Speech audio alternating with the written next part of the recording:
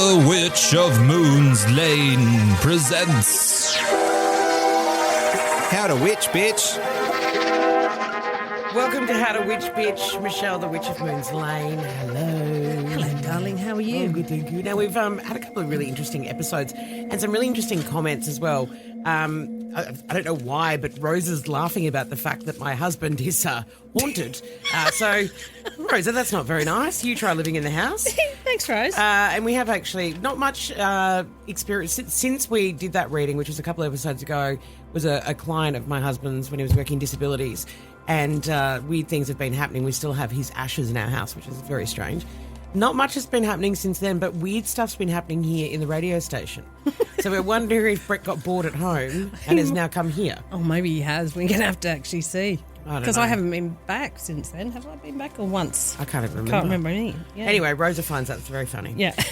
Also, we finally, Michelle, we've been asked if someone would like to be, if we need a sugar daddy. Yeah. So that's fantastic. I think we've really made it now. Okay. Henry, are you interested in having a sugar daddy who'll take care of your needs and pay your bills and rents? Yeah. I don't know, I mean, it's up to what you think about Henry. I'm not sure if you. What do we have to do to Henry? Well, I feel like Henry? we need more information. He was from listening Henry. to our sex magic, wasn't he? He probably was by himself. Yeah, so that's always nice. We like to please, Well, not anyone Henry. can listen to us. Anyone can listen to us. All right, so there's another person as well, Henry, call me later. K80. I'm not sure what K80 is, but K80 wants to know about brown feathers. We've touched on white feathers, Well, okay. coloured feathers. Well, I just black thought we feathers. could just do the whole bird. Why not? Well, I guess that's why exclude the rest of the bird. Exactly. So we're going to talk about birds today. Also, we want to touch on white sage and smudging in this episode.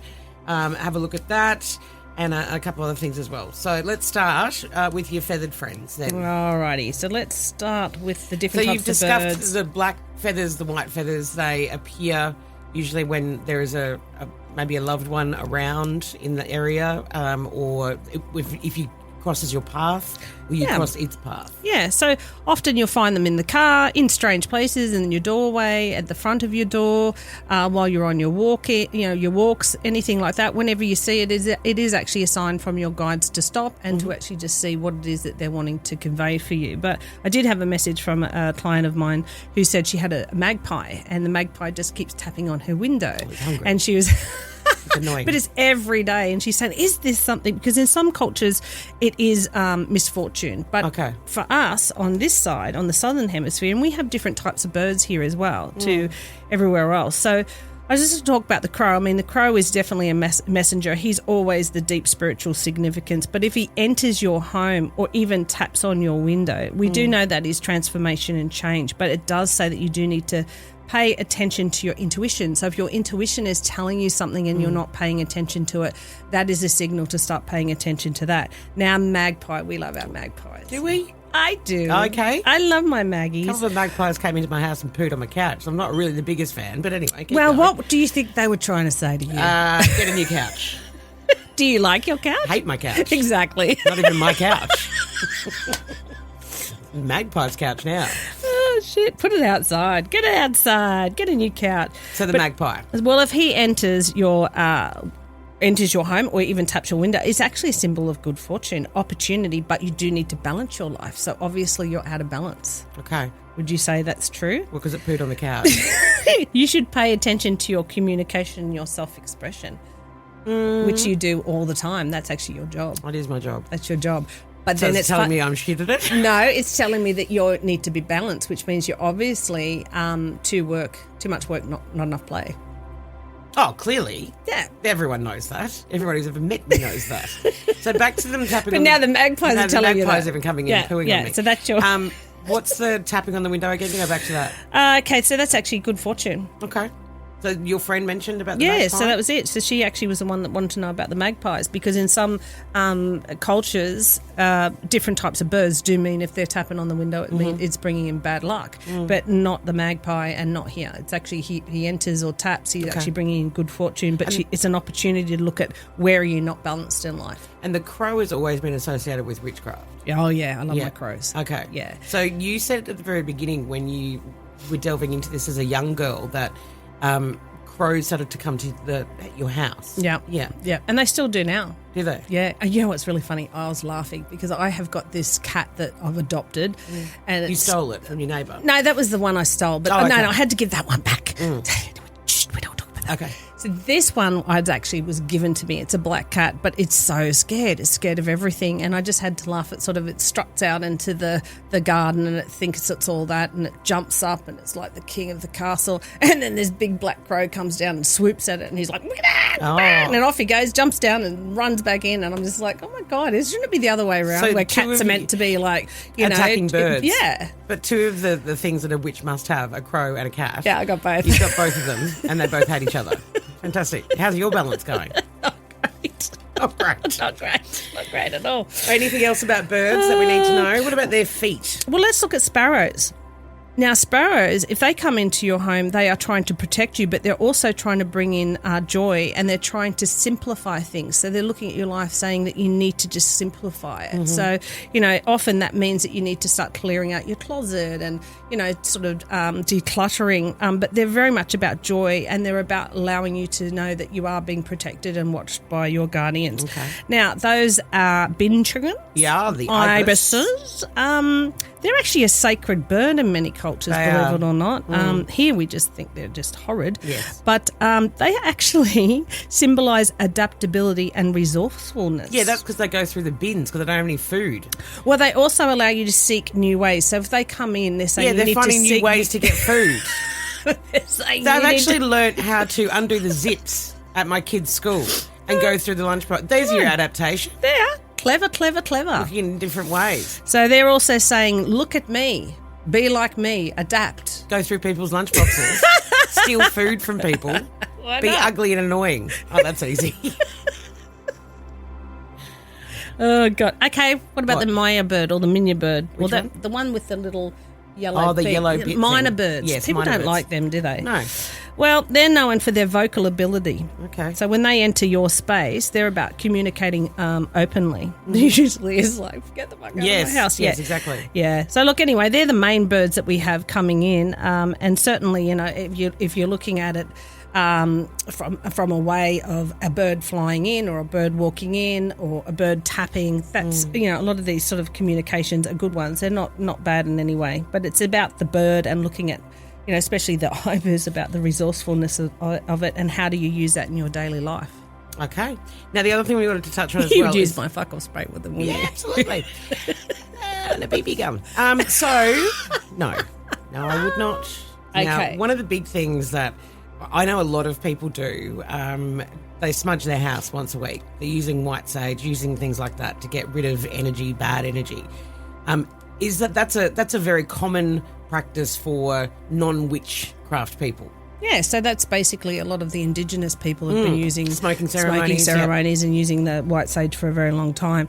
So here I like to sage, but I always go anti-clockwise. And, to do a good sage, you always... And that's the funny thing. A lot of people say, do you leave the windows open or do you leave them, shut, depending on what it is? I always open up all the windows so that everything can go out. Yeah. So, and you must always remember that when you're going to be saging, you should do the mirrors because they're portals. So you always go anti-clockwise and all the way in and through.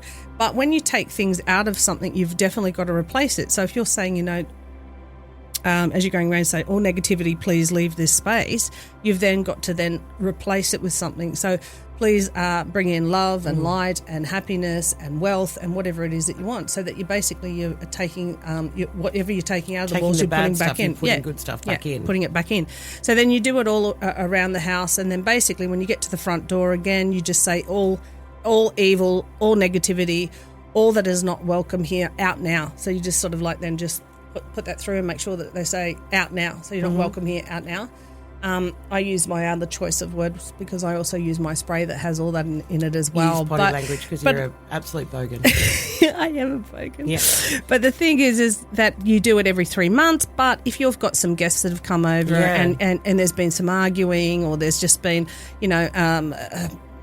a bit icky feeling, you can do it once a week, you can do it once every 3 months. It just depends on what Good for renters as well, because you never know fully the history of your house, and there's so many histories of many houses, so that would be a good thing. A lot of houses are put on the market through divorce, so a lot of people say come in and bless the house, and that's exactly what I do. I do that, and I do that because walls have memories, and the memories in the walls could be bad ones. It could be a lot of arguing and stuff like that. So tell us about one of those experiences. Why did they contact you to come and cleanse a house? Oh, just because they've come in and they've been feeling argumentative towards one another when possibly they weren't prior. They're getting on one another's nerves and they're not realising why, because it's a special occasion, because they've just moved and they've got this new space and they're just feeling on edge. Why? And so then, you come through and you cleanse out all the...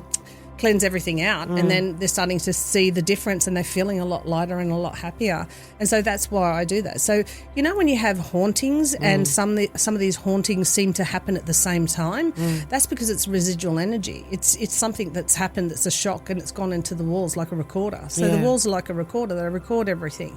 Or you have a haunting where you can actually talk to the actual poltergeist, or it could be just a spirit, whatever that is.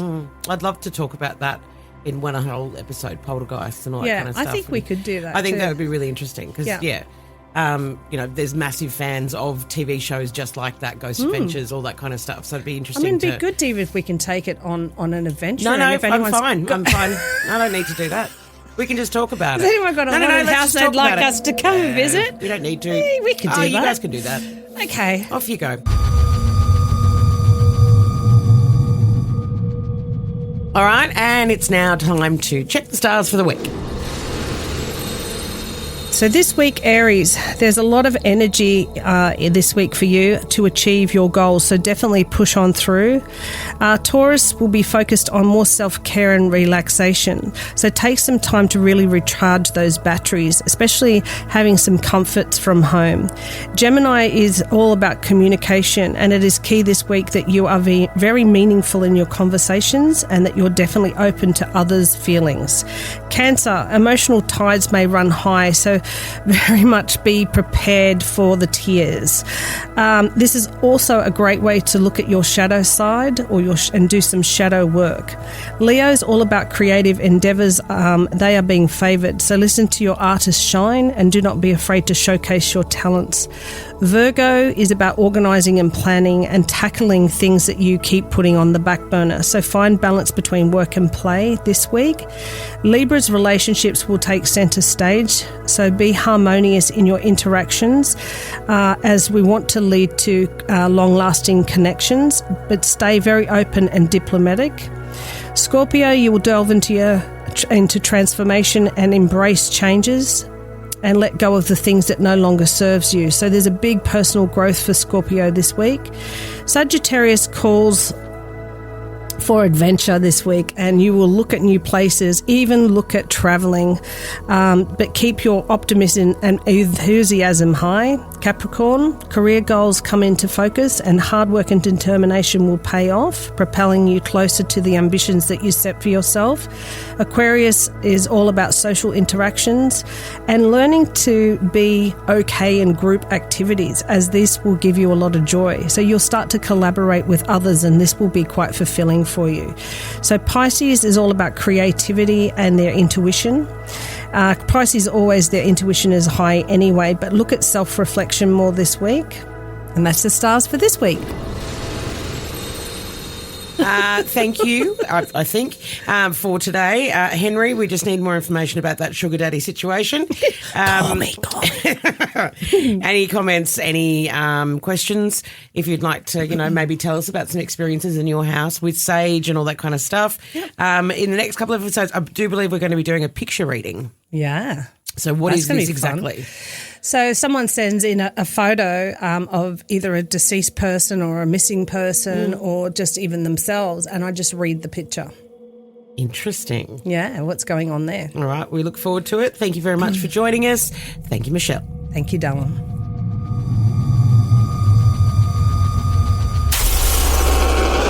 Woodwork Podcasts.